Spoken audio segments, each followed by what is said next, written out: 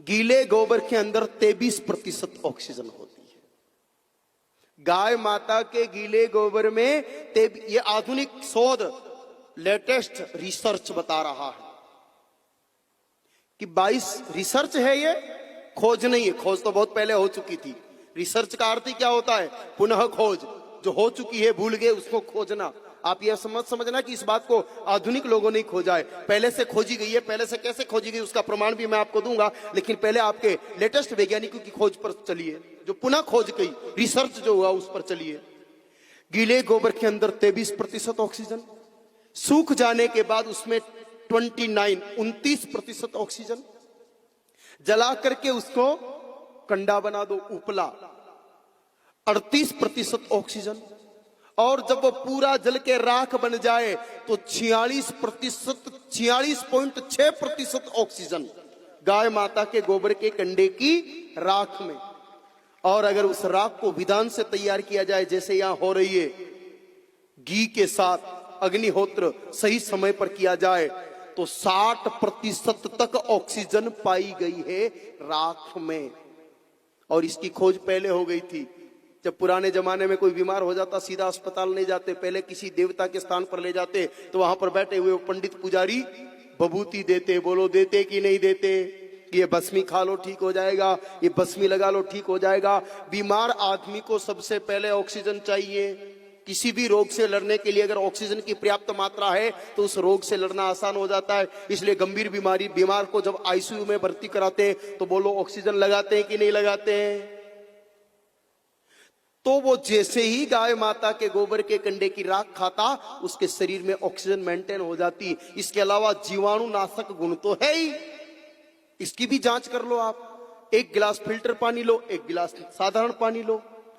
साधारण पानी में आधा चम्मच गाय माता के गोबर के कंडे की राख डाल दो और फिर लेबोरेटरी में ले जाकर के जांच कराओ। फिल्टर पानी में फिर भी 2-5% बैक्टीरिया मिल सकते हैं, लेकिन गाय माता के गोबर के कंडे की राख वाला पानी आपको 100% बैक्टीरिया फ्री मिलेगा। जांच करो, मेरी बात को चुपचाप मानने की आवश्यकता नहीं। आजकल बहुत लेबोरेटरियां हैं, पता लगाओ, और अगर सत्य हो तो उसको अपना करके देखो। प्राचीन प्रमाण और दूं, साधु संत शरीर पर भस्मी लगाया करते हैं, और मेरे भोले बाबा भी लगाते हैं कि नहीं लगाते हैं? बोलो, लगाते हैं। क्यों लगाते हैं? भोले बाबा को राख लगाने की क्या जरूरत? भाई कितने सुंदर भोले बाबा कि कर्पूर गौरम, कपूर जितना सुंदर गोरा रूप, फिर वो भभूति क्यों लगावे? कारण बताऊं, क्योंकि भोले बाबा कहां विराजते हैं? कैलाश पर। और कैलाश हिमालय की बहुत ऊंची चोटी है। मैं भी जाके आया, वहां ऑक्सीजन की बड़ी कमी है। तो भगवान भोले बाबा शरीर पर भस्मी लगा देते, ऑक्सीजन निकलती रहती और कमी कभी उनको महसूस होती नहीं। इसीलिए साधु संत भी भस्मी लगाते हैं, क्योंकि संत को जब साधना करनी होती है तो श्वास निश्वास की गति बहुत धीमी चाहिए, और वो धीमी गति उस राख के माध्यम से, जो गाय माता के गोबर के बनी हुई राख से प्राप्त होती रहती है। इसलिए श्वास निश्वास धीमी होकर के साधना बड़ी अच्छी होती है। गोबर की बड़ी महिमा है भाई, गोबर की राख की तो महिमा है ही, गोबर की भी बड़ी महिमा है। आप लोगों ने देखा होगा, जब कोई की मृत्यु हो जाती है ना, मृत्यु, ये तो ऑक्सीजन की बात हुई, बहुत सारी चीजें हैं। सिलिकॉन होता है लगभग 30.12%, कैल्शियम होता है गोबर की राख के अंदर। कैल्शियम की बड़ी आवश्यकता है आजकल लोगों को।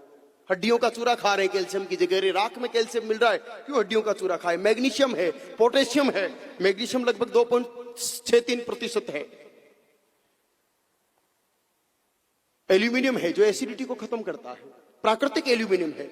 ये जो धातु वाला एल्यूमिनियम जो होता है वो शरीर को हानि पहुंचाता है, लेकिन गोबर के कंडे की राख के अंदर बड़ी अच्छे क्वालिटी का एल्यूमिनियम होता है जो शरीर को तकलीफ नहीं पहुंचाने देता, एसिडिटी समाप्त हो जाती है उससे। गोबर के कंडे की राख की मेरे भाई बहनों बड़ी महिमा है। अरे विदेशों में तो कैप्सूल में भर भर के राख खा रहे हैं आजकल लोग। आप अगर बीमारी से बचना चाहते हो तो एक उपाय ये भी कि सुबह सुबह गाय माता के गोबर का कंडा जलाओ, 1 चम्मच घी लो, उसमें 5 दाने चावल के डाल दो, और सूर्य देवता उगते समय आप उसका हवन करके और फिर उस राख को इस्तेमाल करो। कई प्रकार की बीमारी आपकी घर में मिट जाएगी, अस्पताल जाने नहीं देगी। ये गाय माता के गोबर के कंडे की राख